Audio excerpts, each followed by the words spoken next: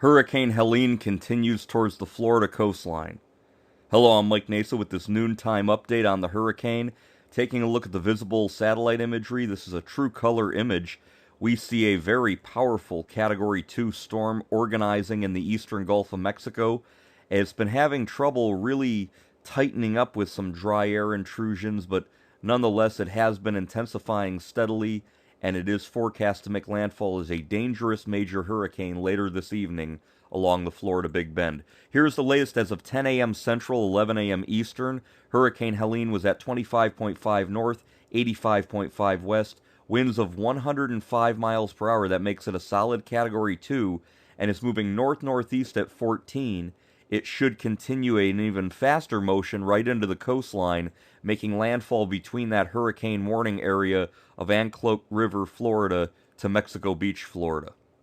After landfall, it will spread devastating winds inland into Georgia, and then eventually it will bend back west as it kind of merges with an area of low pressure over the Tennessee Valley, and that could cause a lot of flooding potential.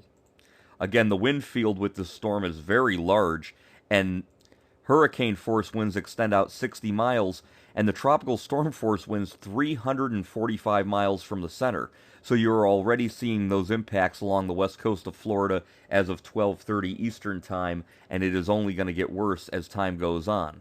Now, the pressure as measured by the recon, latest check was about 960 millibars, so it is strengthening slowly. It's not strengthening rapidly. However, the waters are very warm, and that is a very favorable looking upper level pattern as it interacts with that trough that picked it up and is kind of gliding it into the areas there of Florida. So, is this eye going to tighten up more before landfall? We think it will into at least a Category 3 hurricane, and you have to be prepared just in case Helene strengthens more than we think.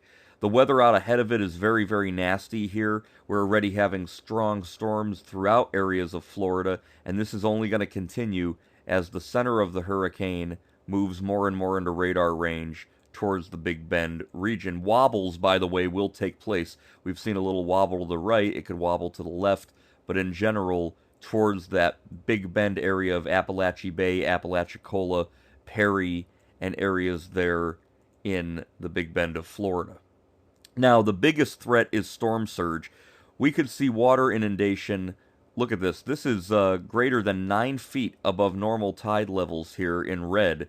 And if you look at where we could see that with this hurricane, it is all along the Florida west coast, even as far south as Longboat Key and the Tampa St. Petersburg area. So again, clear water all the way up the coast there towards areas of Pine Island, and then all the way up through the Big Bend. Very, very low-lying areas. Now, the only good news is some of these are the Forgotten Coast, as they call it, which is a less populated area of Florida, but nevertheless, very dangerous storm surges. Anybody near the water needs to either evacuate or listen to local officials on what action you should take, because 15 to 20 feet of storm surge between Carabel and Suwannee River is very, very deadly. And you'll have more than just the storm surge, you'll have the crashing waves on top of that, and so that will cause a lot of problems as well. Severe weather is going to be an issue. We already have a tornado watch out for most of the Florida Peninsula, and then as we move further north, tornado watch all the way into southern Georgia, and then even further northeast, tornado watch into South Carolina. Again, we have a lot of bad weather in relation to the front that is kind of sputtering out, and then you have the hurricane interacting with that, so it's just going to waterlog a lot of these areas, and flooding is a threat. There's the rainfall forecast in areas there near Knoxville and Chattanooga, in areas of eastern Georgia, and then western North Carolina and western South Carolina. You could be talking about 4, 6, 8, 12 inches of rain, maybe more, and that could cause a significant flood threat. We have a very high flood risk from the Florida Panhandle, including Tallahassee, all the way up into the Carolinas, and then that will spread west as the system weakens, but spreads heavy rain into the mid part of the country.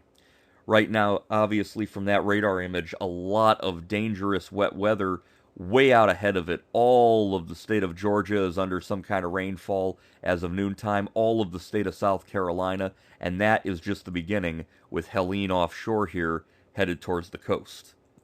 Now, currently, the hurricane is a mid-range Category 2 storm, and so that is capable of extensive damage. It is still forecast to become a major hurricane, which is capable of devastating damage, and this is just the wind scale.